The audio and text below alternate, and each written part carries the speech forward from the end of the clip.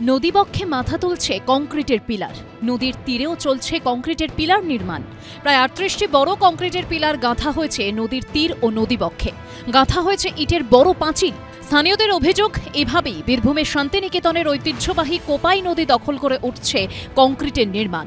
বিষয়টি সামনে আসতেই মঙ্গলবার নদী পরিদর্শনে আসেন বীরভূমের জেলাশাসক বিধান রায় সহ সরকারি আধিকারিকরা।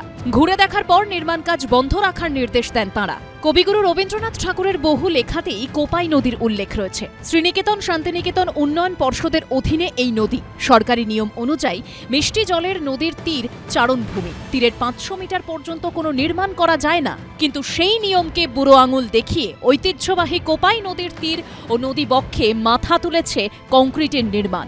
একটি বেসরকারি সংস্থা সেখানে ৫টি মন্দির তৈরি করবে। মন্দিরের পাশে তৈরি করা হবে কটেজ। এখানে যেটা আমরা পেপারস এবং তার সাথে সাথে এখানে সরজমিন যে দেখলাম, কোপাই নদী আগে যেভাবে যেত সেখান থেকে সরে এসছে। এই কোপাই নদীর কাছে দাবি করা হয়েছে যে কিছু রায়তি প্লট আছে। এখন রায়তি প্লট যেগুলি আছে সেগুলি আমরা পর্যালোচনা করে দেখব যে সত্যি রায়তি প্লট আছে কিনা। পরিবেশ প্রেমীদের আশঙ্কা, উপযুক্ত ব্যবস্থা নেওয়া না হলে ওয়ার্ল্ড হেরিটেজ শান্তিনিকেতনের গোয়ালপাড়ার ঐতিহ্যবাহী কোপাই নদী মানচিত্র থেকে মুছে যেতে পারে।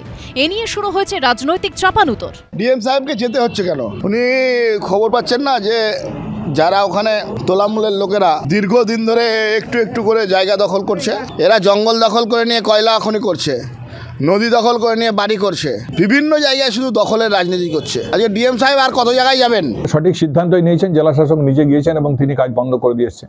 এটা আমরা তাকে সাধুবাদ জানাই। বিজেপি তো সব জায়গাতে তৃণমূলের মদত দেখে। ইতিমধ্যেই আন্দোলনে নেমেছেন স্থানীয় বাসিন্দা ও বিশ্বভারতীর আশ্রমিকরা। প্রশাসনের পরবর্তী পদক্ষেপের দিকেই এখন তাকিয়ে তারা। ভাস্কর মুখোপাধ্যায়ের রিপোর্ট, এবিপি আনন্দ, বীরভূম।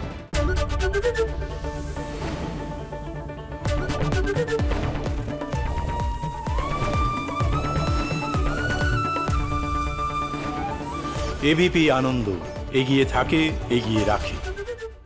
আরে চাটা দে ভাই, আমার একটা চা দেন। কি হলো আমারটা? বাংলা পক্ষপাত চায় না, বাংলা খবর চায়। বাংলা খবর, বাংলার খবর। সত্য অন্তহীন, সত্যের খোঁজও তাই, সত্য সন্ধানে তাই আমরা অক্লান্ত, অকুতভয়। এবিপি আনন্দ নতুন ভাবনার প্রতীক, যা মনে মুক্ত, তথ্যে যুক্ত এবং যাবতীয় সীমানার বাঁধন থেকে মুক্ত। সীমা না শব্দটির মধ্যে লুকিয়ে আছে মানা শব্দটি, যেন চোখ রাঙানি এক অদৃশ্য বেড়াজাল, যা আটকে রাখে আমাদের এক ছোট্ট গণ্ডির মধ্যে। একমাত্র সঠিক খবরই গড়ে তুলবে এক মুক্ত সমাজ।